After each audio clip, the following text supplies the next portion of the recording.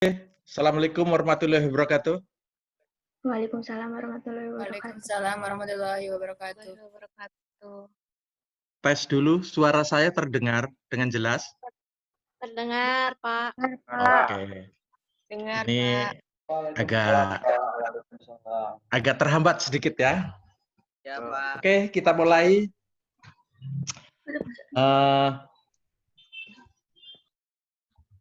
Mudah-mudahan adik-adik semua masih tetap dalam keadaan sehat ya. Amin. Gimana di kampung? Sekarang hujan, panas, atau gimana? Mendung, Pak. Hujan, Pak. Oh gitu. Iya, Pak, hujan. Ada yang nggak pulang dari Purwokerto? Masih ada yang di Purwokerto? Sandi, Pak. Sandi. Sandy. Ya. Mana Sandy? Sarum, Pak. Sama Sahrum juga, Pak. Oke. Banyak. Oke ya, kita mulai ya. Iya, Iya, Pak. Pak. Ya, Pak. Iya, Pak.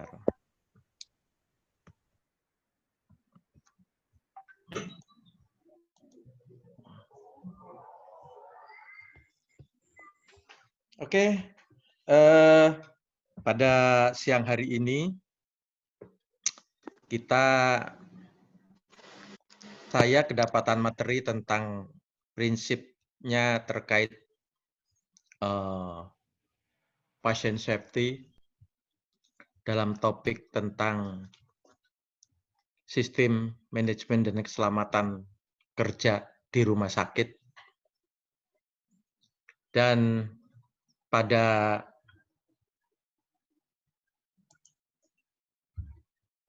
siang ini kita bicara tentang nanti pokok bahasanya terkait definisi, prinsip dasar sistem manajemen keselamatan dan kesehatan kerja rumah sakit, perencanaan dan penerapan tentang K3 rumah sakit.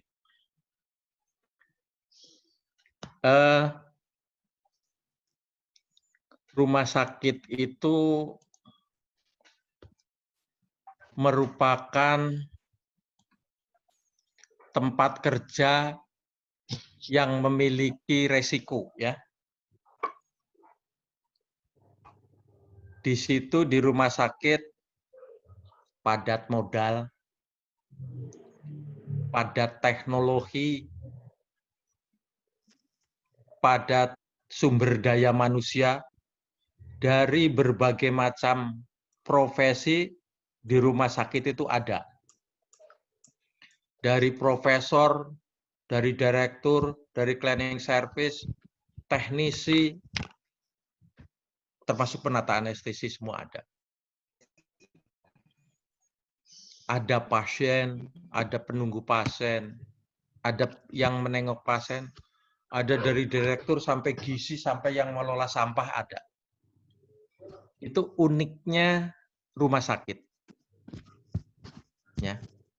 Jadi itu memiliki resiko tinggi terhadap keselamatan dan kesehatan sumber daya manusia rumah sakit. Di sini di awal saya sebutkan yang namanya sumber daya manusia rumah sakit itu menyangkut dari direktur sampai cleaning service ya, tentunya ada dokter, ada perawat, ada penata anestesi, ada dokter anestesi. Ada pasien, ada penunggu pasien, ada penunggu pasien, ada pengunjung pasien, bahkan rekanan rumah sakit termasuk kantin yang ada di rumah sakit itu termasuk masyarakat rumah sakit. Dan selama itu masih ada di lingkungan rumah sakit, itu harus dilindungi oleh rumah sakit. Harus aman. Harus sudah bisa di assessment, diprediksi tentang batas amannya. Ya. Dalam rangka pengelolaan pengendalian risiko yang berkaitan dengan keselamatan dan kesehatan kerja di rumah sakit, perlu diadakannya K3RS agar tercipta rumah sakit yang sehat, aman, dan nyaman. silahkan di unmute ya, dijawab nih. Kira-kira yang diketahui oleh adik-adik tentang K3RS di rumah sakit yang pernah dilihat. Kan saya yakin pernah berkunjung nih ke rumah sakit di masing-masing. Apa tentang K3RS? Kira-kira nanti arahnya kemana? Apa yang dilihat? Oh, ini bagian daripada 3RS. Ayo, siapa yang mau jawab? Yang kelihatan saya langsung nih ada Nur Khofifah. Unmute jawab. Yang terkait yang pernah lihat di rumah sakit. Pernah kan ke rumah sakit, Khofifah? Nur Khofifah pernah ke rumah sakit? Pernah. Sambil ngetes suara saya. Coba dijawab. Tes aja, tes dulu. Tes. Oh ya, pernah ke rumah sakit, Khofifah? Ya, tapi ini bukan Khofifah Indar Parawasa ya, bukan Gubernur Jatim. Ya, Khofifah, pernah terkait dengan K3 lagi jalan mau besok.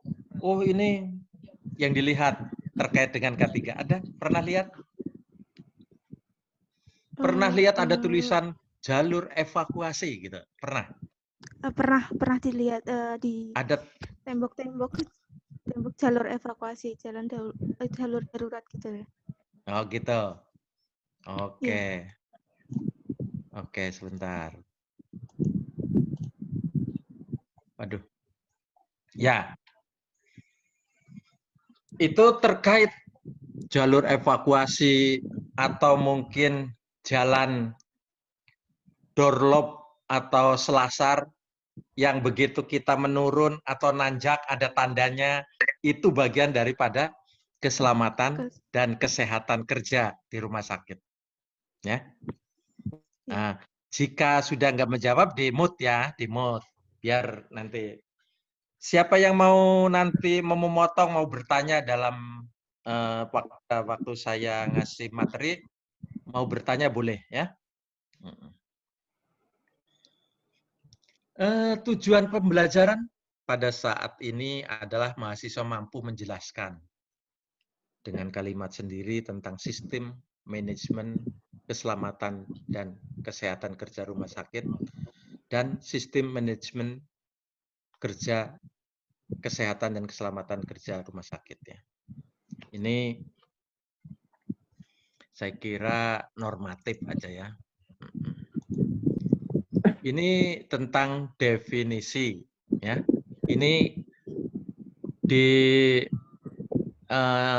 cermati ini tentang keselamatan ya. Kalimatnya ini titik ininya keselamatan, titik poinnya tentang keselamatan kerja ya. Adalah upaya yang dilakukan untuk mengurangi terjadinya kecelakaan, kerusakan, dan segala bentuk kerugian, baik terhadap manusia maupun yang berhubungan dengan peralatan, objek kerja, tempat bekerja, lingkungan bekerja, secara langsung dan tidak langsung. Ya. Kira-kira apa yang bisa ditangkap dari kalimat keselamatan kerja? Nih. Ya. Jadi intinya keselamatan kerja adalah upaya. Jadi kalau misalnya di unit genset, rumah sakit itu harus ada genset. Itu merupakan standar fasilitas yang wajib. Karena kalau kita hanya mengandalkan satu sumber energi aja, misalnya PLN, bisa suatu saat adanya pemadaman secara makanya harus ada genset. Bahkan genset itu juga harus ada standarnya. Dalam kurun waktu sekian detik, rata-rata itu di rumah sakit standar itu nggak boleh kurang dari 12 detik. Begitu listrik PLN mati, genset secara otomatis akan menggantikannya. Itu harus ada panduannya, harus ada SPO-nya, standar prosedur operasionalnya. Dan genset itu harus aman. Nah, upaya yang dilakukan misalnya, harus ada SPO, harus ada yang jaga, harus di-maintenance, harus dikalibrasi dalam kurun waktu tertentu. Itu genset, jangan sampai termasuk petugasnya harus menggunakan alat pelindung diri berupa anti kebisingan supaya gendang telinga tidak rusak. Harus menggunakan sepatu boot. Itu di genset. Itu kita belum bicara di kamar operasi. Itu terkait dengan keselamatan kerja. Ya.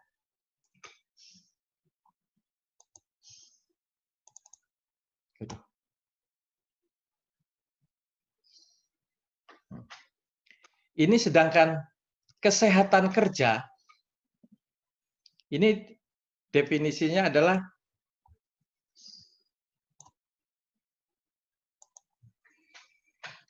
upaya peningkatan pemeliharaan derajat kesehatan yang setinggi-tingginya bagi pekerja di semua jabatan, pencegahan penyimpangan kesehatan yang disebabkan oleh kondisi pekerjaan,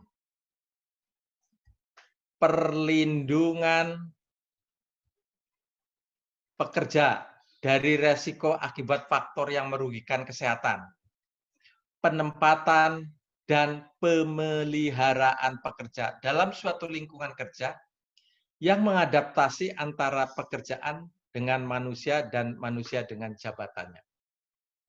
Ini kita titik poinnya terkait dengan kondisi pekerjaan dan perlindungan pekerja dari resiko akibat faktor yang merugikan.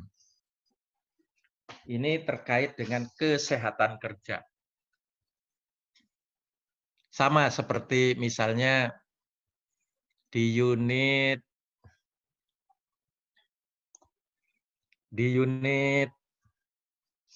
tadi unit genset ya, terkait di unit laundry. Laundry itu resikonya banyak terpapar oleh cairan tubuh melalui linen atau kain yang dipakai oleh pasien. Kondisi pekerjaannya itu rentan terpapar oleh cairan tubuh. Makanya di laundry harus menggunakan APD yang benar dan kepatuhan yang harus ditaati. Karena peraturan ada, fasilitas ada, kadang personalnya tidak mau melakukan atau menggunakan APD. Itu masuk hazard, ya. Masuk perilaku lah yang tidak mau menggunakan, padahal itu untuk keselamatannya sendiri.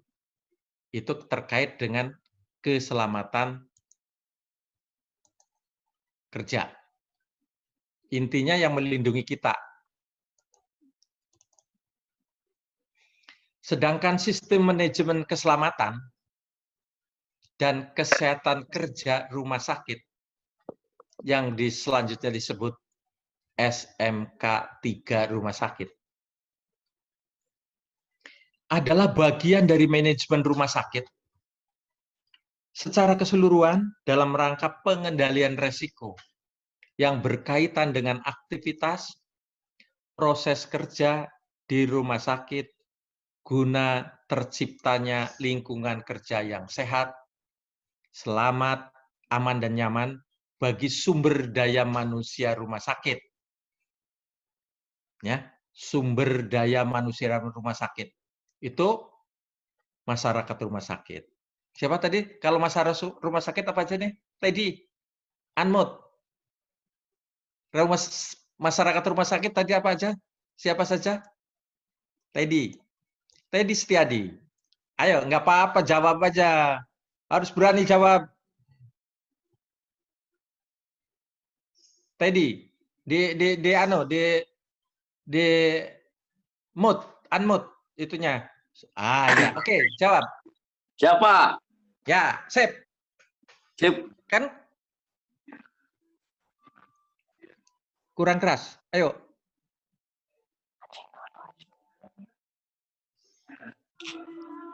Salah nggak apa-apa. Mumpung ada yang benerin kalau salah. Ayo, apa? Ayo. Masyarakat rumah sakit itu tadi siapa saja? Teddy. Masyarakat rumah sakit, Pak. Iya, betul. Oh, pasien yang mengunjungi. Ya. Terus yang dagang di kantin juga yang termasuk masyarakat rumah sakit. Ya. Terus Direktur. Mahasiswa praktek. Iya, Terus karyawan lainnya semuanya ya. Itu termasuk rekanan rumah sakit, itu termasuk masyarakat rumah sakit. Oke, Teddy. Siapa? Dimut lagi. Oke.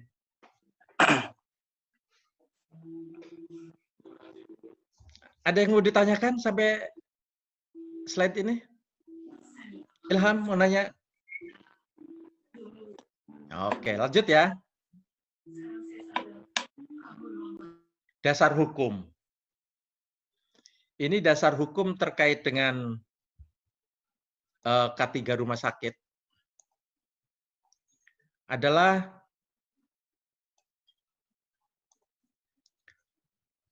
Undang-Undang Nomor 1 Tahun 70 tentang keselamatan kerja. Undang Nomor 13 tentang ketenagakerjaan. PP, peraturan pemerintah. Kalau undang-undang dengan peraturan pemerintah tinggi mana nih? Ilham. Unmute. Ya. Secara hierarki hukum, undang-undang dengan peraturan pemerintah tinggian mana? Tinggian undang-undang. Nah, kalau PP dengan PE peraturan menteri tinggian mana? Peraturan pemerintah dengan peraturan menteri? Tinggian peraturan menteri. Dengan peraturan pemerintah tinggian mana? Peraturan menteri, Pak. Oh. PP itu lebih tinggi hierarkinya daripada peraturan menteri. Kalau peraturan pemerintah, ya. Oh ya, Oke. iya, Pak. Penata juga harus tahu, harus melek hukum, ya. Nah, ambil baca-baca. Oke. Mut. Peraturan Menteri Kesehatan 66 tentang K3 rumah sakit, Peraturan Menteri Kesehatan tentang K3 pelayanan kesehatan. Ya. Jadi kalau ada aturan, ada undang-undang, sebagai warga negara, sebagai bagian daripada warga negara, termasuk korporat atau rumah sakit misalnya, walaupun itu punyaan pemerintah, karena melayani publik, untuk keamanan publik, itu harus mengikuti aturan yang ada. Jadi aturan-aturan itu harus diadop sebagai bahan manajemen, termasuk manajemen rumah sakit melaksanakan pekerjaannya. Ya. Termasuk mengatur tugas dan tanggung jawab perusahaan, karyawan, instansi, ya, sama dengan institusi. Syarat-syarat K3 juga di tempat kerja harus ada mengatur sanksi hukum jika terjadi pelanggaran. Intinya aturan itu mengatur tentang ini, mengatur perusahaan, mengatur karyawan, institusi, syarat-syarat tentang K3, mengatur sanksi hukum. Sanksi hukum buat siapa? Sanksi hukum perusahaan, sanksi hukum terhadap karyawan juga harus ada. Ya. Boleh minum saya ya? Kalau mau minum boleh.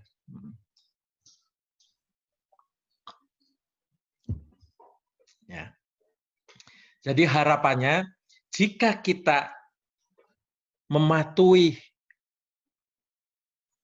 aturan, mematuhi regulasi, baik itu undang-undang, peraturan menteri, peraturan pemerintah, sampai paling bawah itu standar prosedur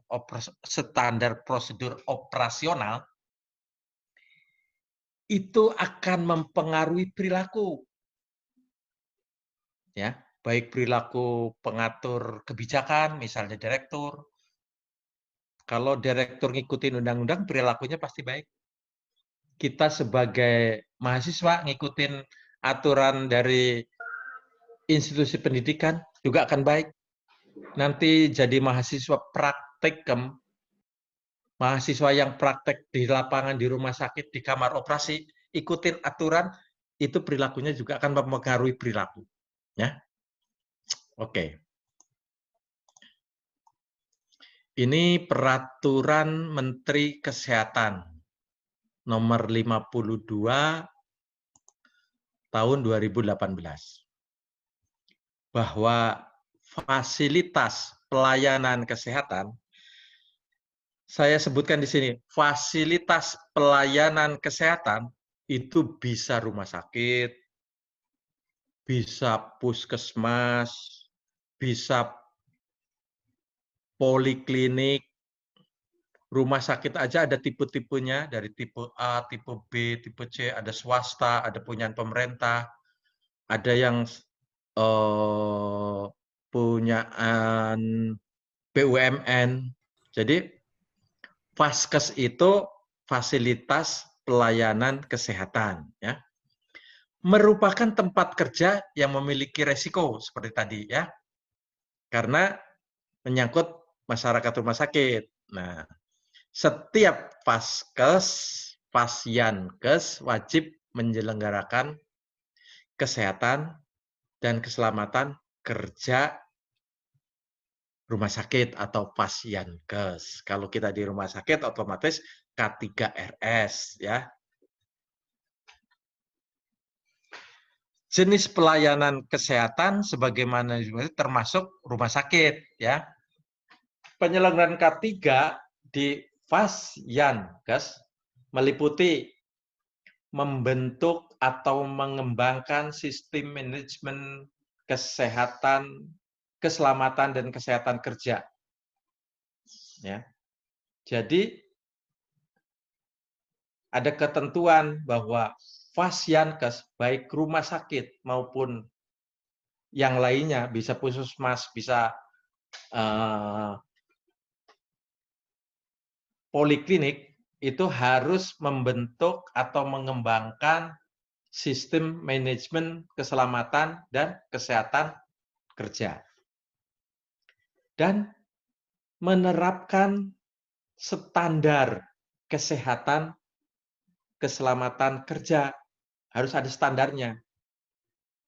Tentunya standar itu juga mengacu kepada aturan yang di atasnya.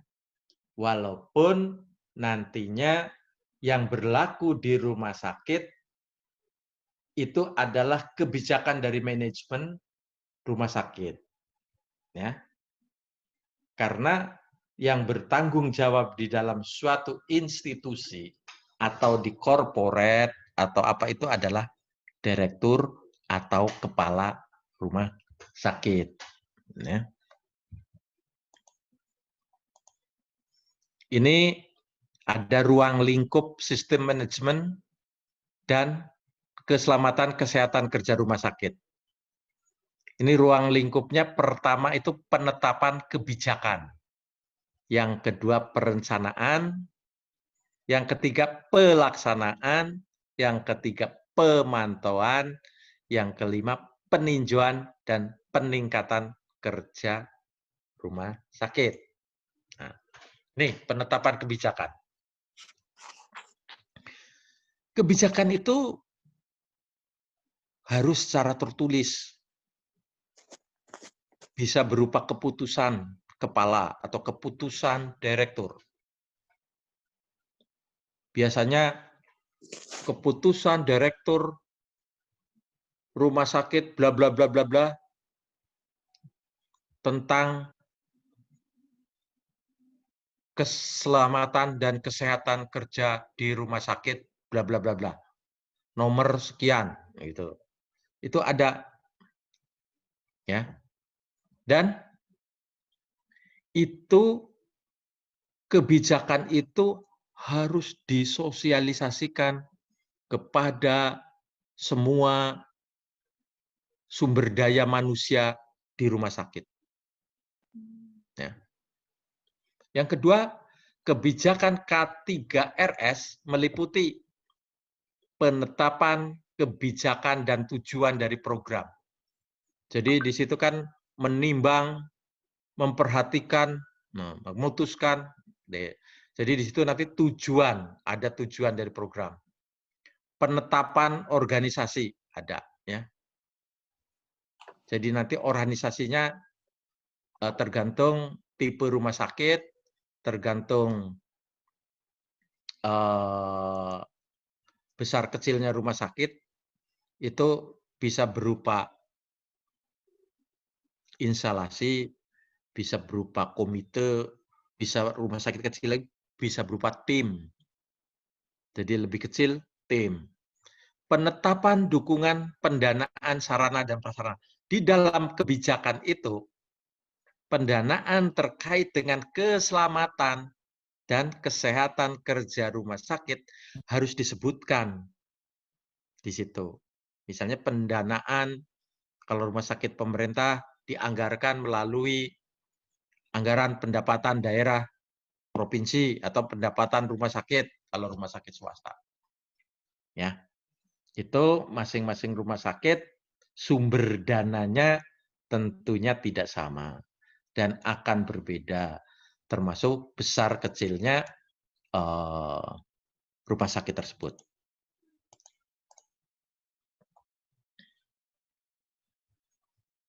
Aduh.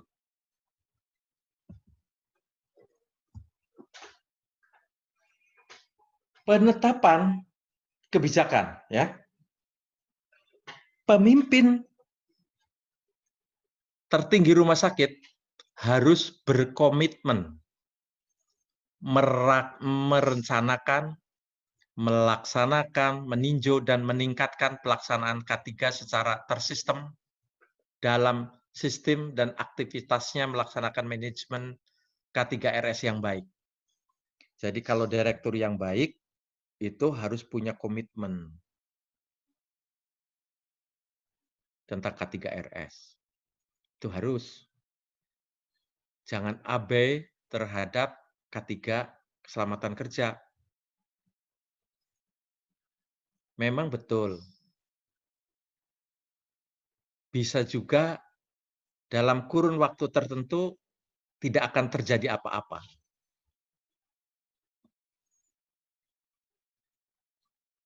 Jangan hanya membiasakan kebiasaan. Ya. Oh, nggak apa-apa, nggak apa-apa. Tapi sekali tidak berkomitmen tentang K3, salah satu contoh, adanya kebakaran, habis. Secara material bisa juga tidak diduga, secara brand juga, oh jangan di sana, takut rumah sakitnya kebakaran, misalnya gitu. Itu makanya harus komitmen, ya. Harus taat hukum.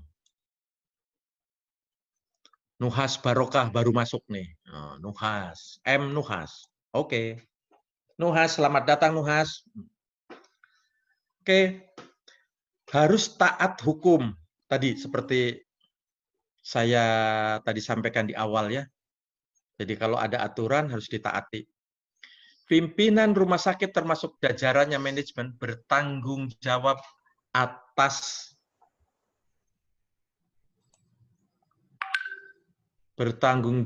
untuk mengetahui ketentuan peraturan perundang-undangan, ketentuan yang lain yang berlaku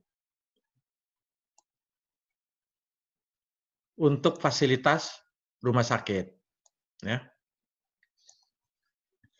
Dituangkan secara resmi, tertulis, jelas, mudah dimengerti oleh seluruh SDM, baik manajemen, karyawan, kontraktor, pemasok, pasien, pengunjung. Prinsipnya masyarakat rumah sakit. Contohnya,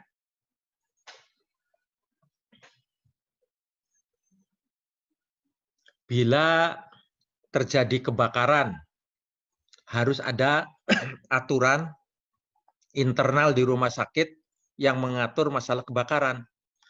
Ada bentuknya pedoman kebakaran atau panduan kebakaran, atau bentuknya paling sederhana SPO atau standar prosedur operasional jika terjadi kebakaran. Nah, itu harus ada dan itu harus dipublikasikan, disosialisasikan. Misalnya di lift, selama terjadi kebakaran tidak boleh menggunakan lift. Tapi harus ada petunjuk. Pakai apa? Oh, turun tangga. Di mana tangganya? Harus ada tandanya, arahnya kemana. Di situ nanti ada petunjuk jalur evakuasi. Dan yang semacam itu sudah tertera dalam SPO atau panduan, ya, ketentuan yang ada di rumah sakit. Sehingga itu diketahui oleh semua masyarakat rumah sakit. Jadi nanti mengurangi kejadian yang tidak diharapkan, baik kualitas maupun kuantitasnya. Bahkan misalnya penggunaan gedung bertingkat juga harus ada ketentuannya. Bila terjadi kebakaran, ada gempa, tidak boleh panik, tidak boleh menggunakan lift, harus menuju ke arah titik kumpul sesuai petunjuk jalur evakuasi. Nah, itu kayak gitu ya. Lagi-lagi itu harus disosialisasikan dengan tepat. Dari manajemen tingkat puncak, tingkat menengah, sampai ke bawah, dan sampai ke masyarakat rumah sakit.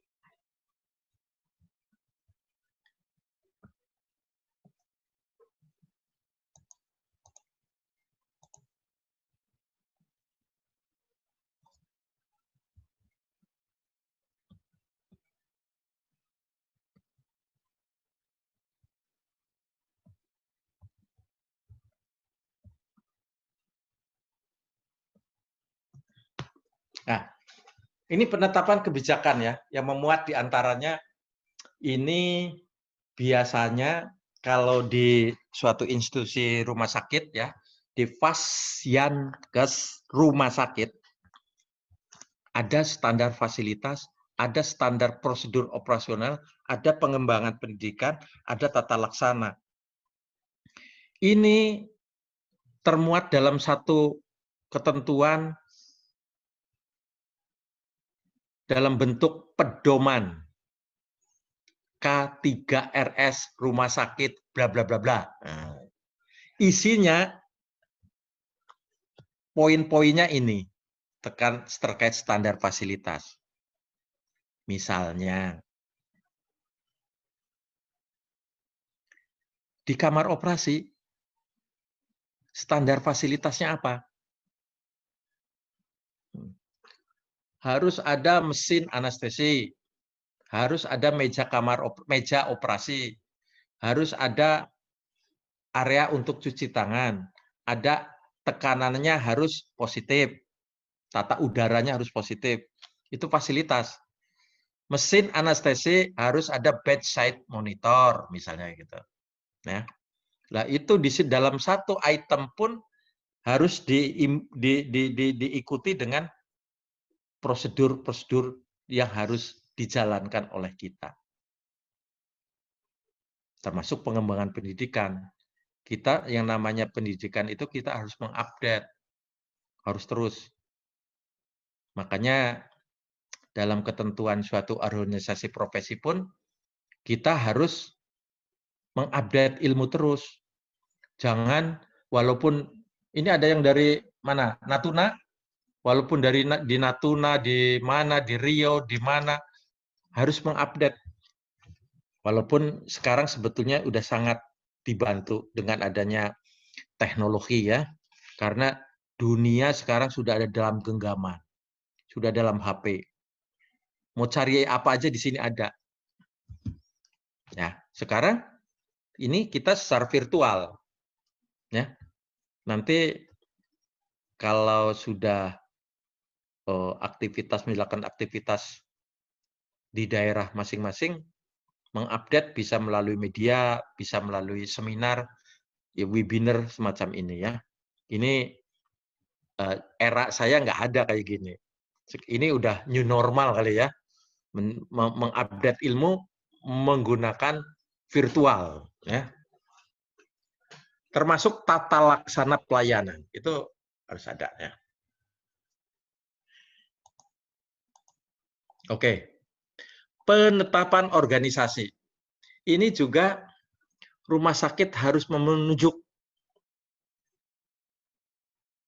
satu unit fungsional. Tadi bisa berupa instalasi, bisa berupa komite, bisa berupa tim ya, tentang keselamatan dan kesehatan kerja rumah sakit. Jadi dia tim itu yang mengatur.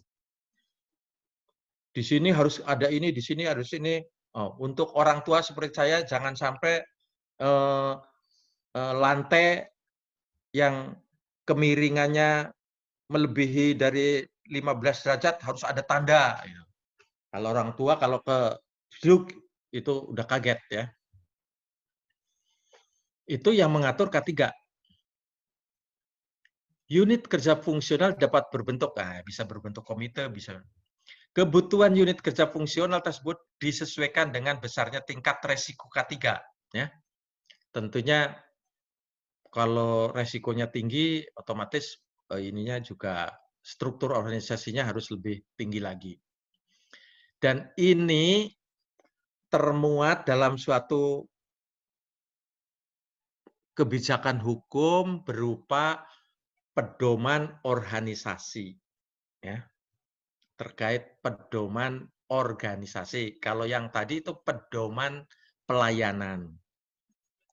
Nah, pedoman organisasi itu memuat ini strukturnya. Silahkan kebijakan dari institusi itu mau mengatur struktur organisasinya itu misalnya komite instalasi itu bertanggung jawab kepada siapa? Itu internal atau manajemen rumah sakit yang akan mengaturnya. Harus ada hierarkinya ya. Jadi nanti garis komandonya jelas. Jika terjadi suatu accident, jika terjadi adanya kecelakaan kerja, jelas alurnya. Tidak bingung. Ya. Tidak bingung. Ada struktur organisasinya. Ada urean jabatannya. Ada tata hubungan kerja. Misalnya mengatur tata hubungan kerja antara misalnya ada terjadi kecelakaan, harus gimana hubungannya, termasuk terkait dengan pendanaan dan semuanya ya. Dan ini harus ada laporan. Laporan itu bagian dari manajemen untuk mengevaluasi supaya terkait juga dengan perencanaan supaya ke depannya akan lebih baik lagi. Kejadian yang tidak diinginkan tidak terjadi kembali. Ya. Tikus aja tidak terjerembab pada lubang yang sama. Nah, makanya kita yang dikasih akal juga jangan kalah sekedar hanya insting yang dimiliki oleh tikus. Oke.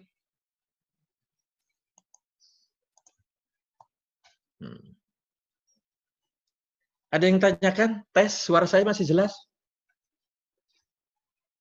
Teddy, masih Sultan Buana? Apa kabar Sultan? Sultan, Baik, mana Sultan? Alhamdulillah baik. Barok ya. Nuhas, di unmute Nuhas. Unmute coba. Nah. Ya, Pak. Oke. Ada yang ditanyakan Nuhas? Unmute lagi coba Nuhas. Posisi di mana Nuhas? Jawab. Posisi di mana? Saya, Pak. Di mana? Medan, Pak. Oh, Medan. Gimana? Sana gerimis nggak? Ini Purwokerto mendung nih. Panas di sini, Pak. Panas ya? Iya, Pak. Iya, oke. Nggak apa-apa lah panas-panas sedikit gitu loh ya. Jadi nanti COVID-nya mati kalau kena panas. Ya. Iya, Pak. Nah, oke. Kita lanjut ya.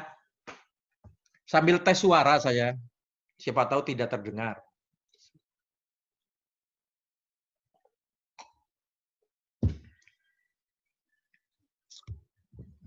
Ini terkait dengan perencanaan K3. Perencanaan K3 juga sangat dipengaruhi oleh besar kecilnya rumah sakit atau fasilitas kesehatan. Kejadian masa lalu juga sangat mempengaruhi perencanaan. Ada program baru juga akan mempengaruhi perencanaan. Pendanaan juga sangat mempengaruhi perencanaan. Ya. Jadi perencanaan itu berdasarkan manajemen resiko. Ya. Perencanaan K3 ditetapkan oleh pimpinan, oleh direktur. Tentunya atas masukan-masukan dari staf manajemen, dari komite K3RS, nanti tapi ditetapkannya oleh pimpinan. Ya.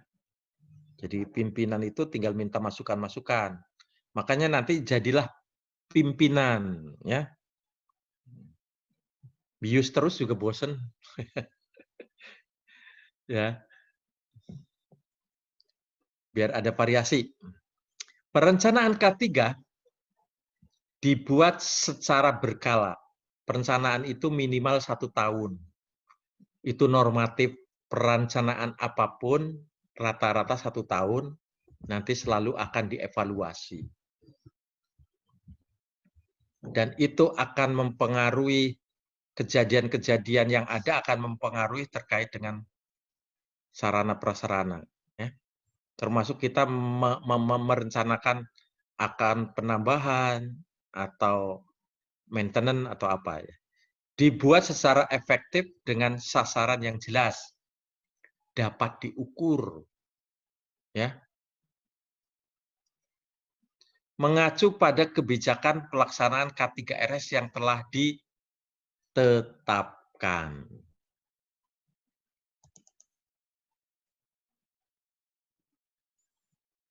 Ini penerapan K3RS dilaksanakan berdasarkan rencana yang sudah ditetapkan dan pengendalian resiko K3RS ya adalah manajemen resiko K3RS. Nah, keselamatan dan keamanan di rumah sakit, pelayanan kesehatan, pengelolaan B3, pencegahan pengendalian kebakaran, pengelolaan sarana, pengelolaan peralatan medis, dan kesiapsiagaan menghadapi kondisi darurat. Ini ya. Ini penerapan terkait dengan K3RS tidak jauh-jauh amat dari ini. Ya. Ini manajemen risiko. Langkah-langkah terkait dengan manajemen risiko. Itu tentunya ada persiapan, penentuan siapa yang bertanggung jawab ya. Terus identifikasi bahaya potensi. Jadi kita harus bisa membuat grading, membuat assessment potensi bahaya. Ya. Bisa berupa fisik, biologi, bisa juga terkait dengan ergonomik, ya, bisa juga mekanikal. Itu harus kita bisa elektrikal, harus kita antisipasi.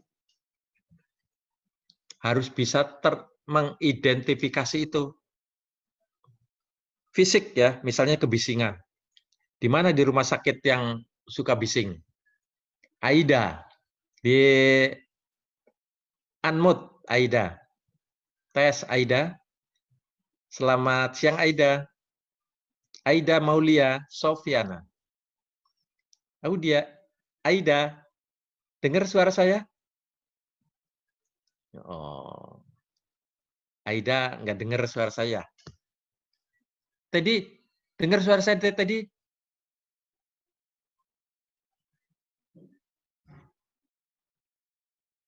Dengar suara saya? Tadi. Audionya di-unmute dulu. Ya, Aida. Wis. Ya, tadi. Dengar suara saya? Siap, dengar Pak. Oke. Aida, ini nggak dengar nih Aida nih. Serius amat Aida. Aida, lihat saya dong. Aduh, kukur-kukur aja Aida. Ya. Kebisingan itu biasanya terjadi di area rumah sakit yang menimbulkan bunyi. Itu bisa mengganggu kesehatan dan keselamatan kerja. Di unit genset, di unit laundry, di unit mana lagi? Sentral sterilisasi itu juga. Ya. Terkait dengan kimia, itu terkait dengan desinfektan ya. Itu biasanya misalnya hipoklorit, klorin, itu desinfektan juga mempengaruhi kesehatan kita jika itu kita si chemical itu memercik kepada mukosa mata. Itu biasanya yang berhubungan dengan hipoklorit itu teman-teman cleaning service itu. Makanya APD harus benar. Ya. Biologi. Nah, sekarang ada mikroba kan ada bakteri, ada protozoa, ada jamur, ada virus. Ini yang ditren virus COVID-19. Ini harus kita identifikasi, kita harus tahu bahaya potensi mikroba itu. Siapa yang potensi terkena mikroba? Teman-teman di laundry, teman-teman di unit pengelola sampah, teman-teman di kamar operasi juga bisa aja terpercik oleh cairan tubuh pada saat melakukan tindakan pembedahan. Ya. Analisis risiko adalah probabilitas, ya. Bahaya potensi, bahaya kemungkinan bahaya potensial yang menjadi nyata ditentukan oleh frekuensi dan durasi pajanan aktivitas kerja.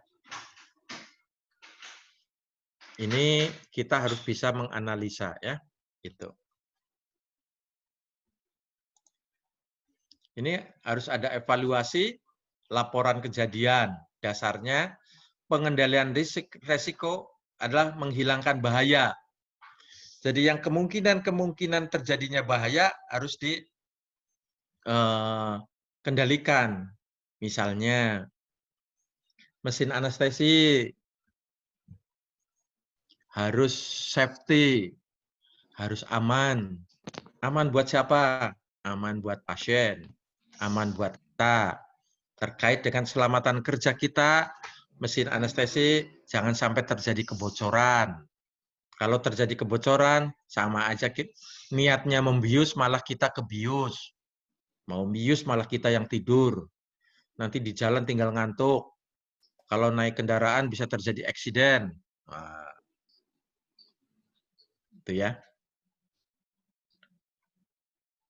Mengganti sumber risiko itu yang tadi harus ada rekayasa engineering, pengendalian administrasi, APD, dan lainnya.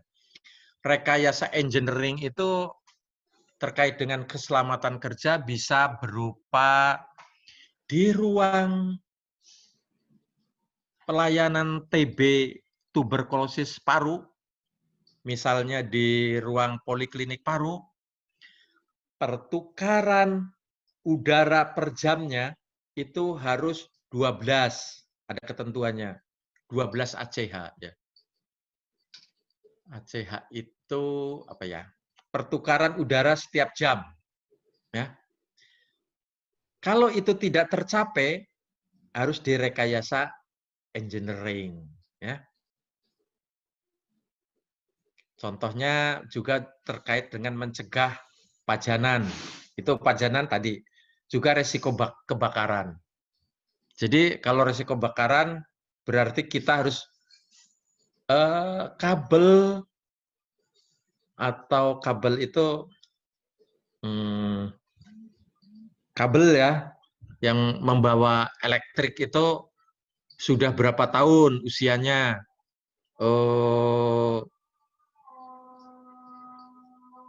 kualitasnya itu harus bisa dikendalikan. Kalau sudah sekian tahun ya harus diganti yang baru. Harus ada pemadam kebakaran, harus ada apa gitu. Komunikasi dan konsultasi bisa berupa dengan rapat koordinasi, bisa juga berupa simulasi ya. Komunikasi bisa juga berusaha simulasi. Ini beberapa contoh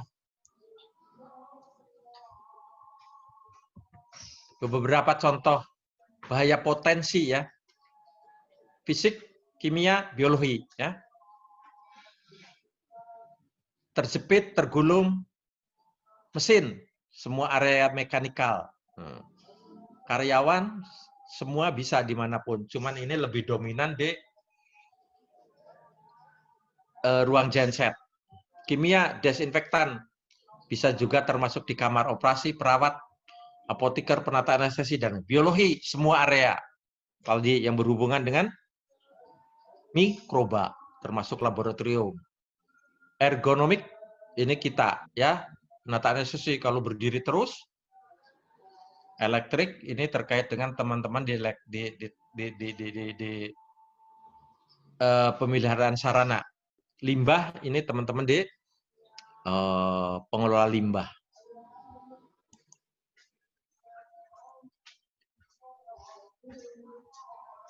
Di K3 termasuk harus bisa membuat grading, risk assessment. Ya.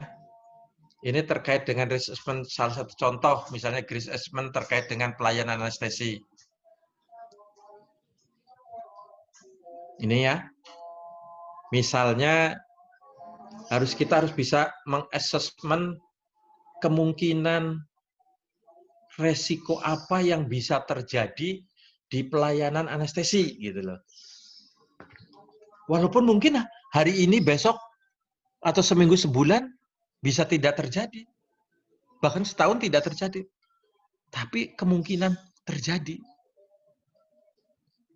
Misalnya, potensi resikonya apa? Masalahnya apa misalnya? Di anestesi, masalah penggunaan APD. Misalnya, tidak patuh menggunakan masker yang benar, menggunakan face atau penutup mukosa mata pada saat melakukan intubasi. Jadi, kadang-kadang menganggap sepele. Padahal ketentuannya harus menggunakan APD pada waktu melakukan intubasi. Karena kemungkinan terpercik cairan tubuh dari mulut pasien ke kita. Tapi dengan adanya COVID-19, semua pada taat sekarang. Jadi ada dampak positifnya sekarang terkait penggunaan APD setelah ada kejadian luar biasa atau outbreak COVID-19.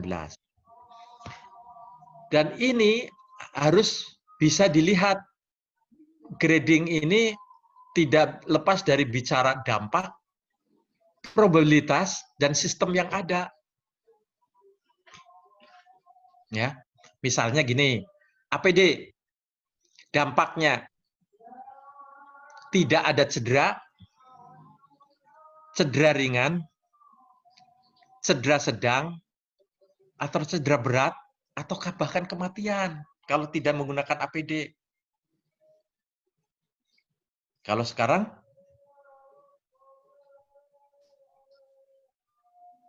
dengan adanya KLB COVID, mungkin bisa menimbulkan kematian jika kita melakukan intubasi tidak sesuai dengan SPO.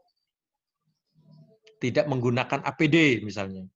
Dan kebetulan penata anestesi atau dokter anestesinya punya komorbid, punya penyakit penyerta lainnya. Bisa kematian. Bisa juga terjadi cedera berat, bisa juga cedera sedang. Probabilitasnya sering nggak terjadi, sangat rendah. Ya, misalnya kurang dari 1 tahun. Ya. Lebih atau kejadiannya itu rendah, sangat rendah 2 sampai 5 tahun. Ini ada ketentuannya. Termasuk sistemnya yang ada, sistem itu ketentuannya ada, fasilitasnya ada, dan dilaksanakan nilainya 1. Ada peraturan dan ada fasilitas, tidak selalu dilaksanakan, nilainya 2. Dan selanjutnya, nanti bisa dilihat ya. Itu di grading. Apalagi biasanya ini kita brainstorming. Yo, menurut pendapatmu apa? Pendapatmu apa? Bisa kita yang ada di kamar operasi, misalnya ada penata anestesi, ada perawat bedah, ada dokter, ada cleaning service, ada apa. Itu kita rembuk di situ. Termasuk menentukan poinnya, menentukan nilainya, kita bersama. Baru di grading. Nah, yang nanti setelah itu, baru kita lakukan scoring. Nah, ini di skor, ini ya, jenis kelompok resiko di sini. Winda Amiarti baru masuk nih, ya. Ini penggunaan APD, misalnya ini nilainya tadi kan 75, berarti rankingnya 1, 2, dan 3 selanjutnya. Ini ada 3. Ini contoh aja ya. Nanti bisa dilihat, bisa di browsing, bisa cari literatur lain terkait dengan asesmen risiko. Ini keselamatan dan keamanan rumah sakit.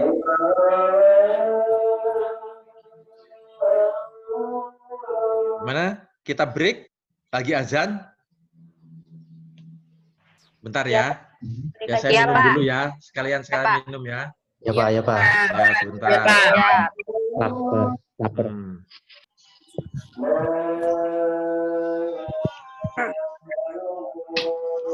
Dengar nggak musik? Dengar, Pak. Dengar, Pak, dengar. Dengar ya. Mantap Pak, mantap Pak. Dengar, Pak. Ya Allah. Gitu, Pak.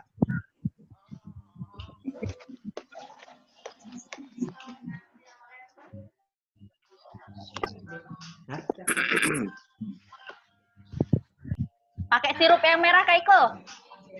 Oke.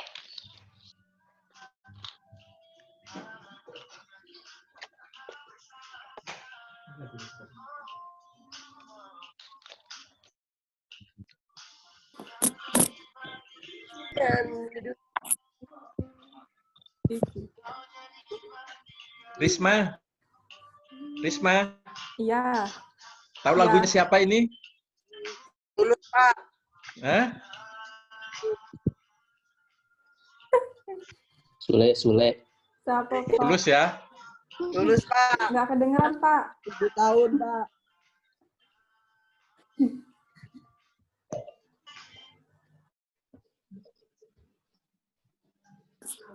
Oke. Kita lanjut ya. Ya, Pak. Terkait dengan keselamatan dan keamanan rumah sakit. Tujuannya adalah untuk mencegah terjadinya kecelakaan dan cedera, serta mempertahankan kondisi yang aman bagi sumber daya manusia rumah sakit, termasuk pasien, keluarga, dan pengunjung. Contohnya, yang paling gampang terkait dengan K3. Begitu masuk, harus ada papan petunjuk, tempat parkir yang aman. Begitu jalannya menurun, ada tandanya. Itu masuk ke rumah sakit, naik tangga, ada petunjuknya, ada tangga, ada pembedanya, supaya tidak tersandung. Nah, itu contohnya. Untuk orang lain, masyarakat rumah sakit lain, bukan pekerja rumah sakit. Karena keselamatan dan keamanan rumah sakit itu bukan hanya kita aja, tapi termasuk untuk masyarakat. Ya. Dan itu harus bisa diidentifikasi nih oleh petugas atau tim atau komite K3. Harus dipeta, di mana itu terjadi, wilayah mana. Oh, di sana, wilayah sana, peta resikonya itu kebakaran. Peta resiko di sana itu penumpukan orang. Berarti resikonya di sana bisa terjadi banyak sampah. Oh, resiko di sana ada kemungkinan resikonya itu pasien yang waktu dibawa dengan alat dorong bisa jatuh karena jalannya menurun dan tidak ada pengaman sisi kanan kirinya, misalnya gitu. Itu termasuk keselamatan keamanan rumah sakit. Upaya pengendalian dan kejadian yang tidak aman, seperti tadi saya sampaikan ya. Terkait juga dengan APD yang kurang, bising, radiasi. Radiasi tentunya di radiologi harus menggunakan apron yang benar. Ini kesehatan kerja ada promotif, preventif, dan kuratif. Nah, promotif itu termasuk pemberian makanan tambahan, kebugaran, dan pembinaan mental. Pemberian makanan tambahan itu tidak, yang saya tahu di fasilitas kesehatan itu tidak semuanya mendapatkan.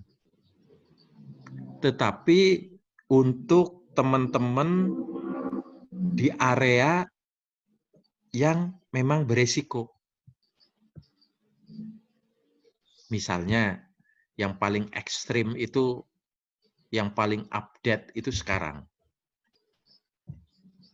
Teman-teman yang bekerja di ruang isolasi COVID-19 harus mendapatkan makanan tambahan. Bisa berupa vitamin, bisa berupa susu, bisa berupa yang lainnya. Ya. Itu masuk kelompok promotif, termasuk kebugaran. Kebugaran itu olahraga itu merupakan bagian daripada kesehatan kerja. Kalau di tempat saya bekerja, setiap hari Jumat adalah hari olahraga untuk sekian jam. Ya. Bisa bersepeda, bisa jogging, bisa untuk ibu-ibu aerobik, dan lainnya. Termasuk pembinaan mental juga itu masuk kesehatan kerja kelompok promotif. Bahkan saya pernah punya teman kerja di perusahaan Jepang ya. Setiap mau melaksanakan aktivitas, dia wajib senam dulu. Sampai setengah jam senam. Antara 20 sampai 30 menit katanya. Lu harus senam. itu merupakan bagian daripada program kerja. Dan mungkin di sana udah melaksanakan konsisten ya. Di kita belum. Di kita malah adanya apel ya. Tapi sekarang ada COVID, nggak ada apel ya. Preventif. Itu dalam kesehatan kerja masuk di imunisasi. Tapi itu tergantung kebijakan dari manajemen rumah sakit. Walaupun di aturan di atasnya sebetulnya sudah ada.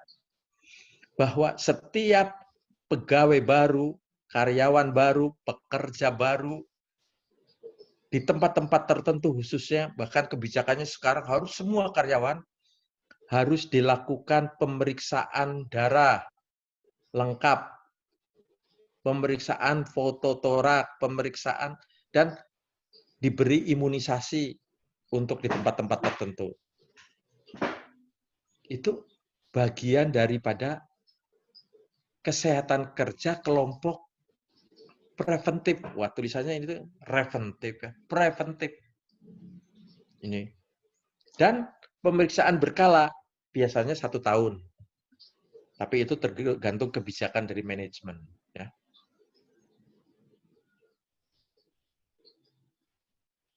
Dan kuratif. Kuratif itu memberikan pengobatan, rehabilitasi. Jadi kalau ada kesakitan, ada kecelakaan kerja, ada apa itu, pengobatan udah masuk dalam termasuk pendanaan, merupakan kewajiban dari corporate atau institusi, atau kalau kita mungkin ya fasilitas kesehatan, pelayanan kesehatan. Yaitu terkait dengan kecelakaan akibat kerja atau AK, penanganan pasca pajanan. Penanganan pasca pajanan itu misalnya tertusuk, jarum, suntik, pasien yang habis disuntik diberi obat dengan menggunakan spet itu ternyata pasien yang infeksius, misalnya HIV, itu termasuk pasca pajanan ya, masuk dalam kelompok kesehatan kerja. Ini kalau pengelolaan bahan berbahaya dan beracun dari aspek K3 ini, berbahaya ini radiasi, mudah meledak, racun, korosif. Korosif ini hipoklorit nih ya, racun untuk kalau di pelayanan terkait dengan desinfektan ya, mudah meledak itu termasuk gas anestesi, nitros oksid termasuk mudah meledak. Radiasi jelas itu di bagian radiologi ya. Karsinogenik untuk di area-area pasien-pasien cancer ya. Iritasi bisa terjadi karena desinfektan misalnya terpercik ke tubuh, atau formaldehid juga membuat iritasi saluran pernapasan kita. Limbah B3 itu limbah-limbah infeksius, limbah yang terkena cairan tubuh. Tahu cairan tubuh apa aja? Cairan tubuh apa? Al-Faruqi Silahul Aziz. Aziz. Cairan tubuh Ya, apa Pak. aja, Aziz? Darah, Pak. Aziz posisi di mana, Aziz? Di Ciamis, Pak. Di mana? Ciamis. Ciamis. Ya, cairan tubuh itu apa aja, Aziz? Darah, keringat. Darah. Terus? Nah, keringat. Keringat. Keringat itu sebetulnya bukan cairan tubuh, tapi itu hasil ekskresi tubuh, ya. Nggak apa-apa, ya. Terus apa lagi?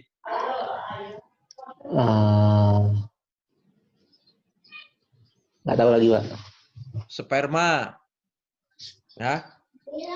Lendir, cairan paru, cairan otak, cairan sendi, itu termasuk cairan infeksius. Benda tajam itu spet ya, dan kaca dan yang lainnya. Ini termasuk barang-barang kadaluarsa, sitotoksik itu obat-obat untuk kanker. Ini pencegahan dan kebakaran ya. Jenis kegiatannya identifikasi resiko tadi ya, seperti kita harus mengidentifikasi ya terkait resiko-resiko kebakaran, pemetaan area daerah mana ya yang kemungkinan bisa terjadi kebakaran, terus kita harus menentukan alur evakuasi, alur menentukan titik kumpul jika terjadi kebakaran, jika terjadi gempa, ini harus diidentifikasi nih. Ini tupoksinya orang K3 ya. Pengurangan resiko kebakaran tentunya dengan sosialisasi SPO juga itu mengurangi K3 untuk pengelolaan pelat medis ini ya. Inventaris seluruh alat. Jadi harus ada inventarisnya alatnya. Alat ini kapan terakhir dikalibrasi, itu harus ada daftarnya. Oh, ini tahun depan harus dikalibrasi. Jadi semua sudah terprogram betul kalau sudah ada inventarisnya. Penundaan yang dipakai dan tidak dipakai, ini penandaan.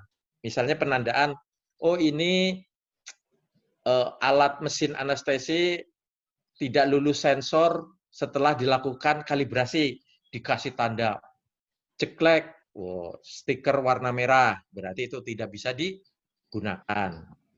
Kartu monitoring, kapan ini di maintenance, itu harus ditulis kapan, tanggal, siapa yang melaksanakan, tanda tangan, ya.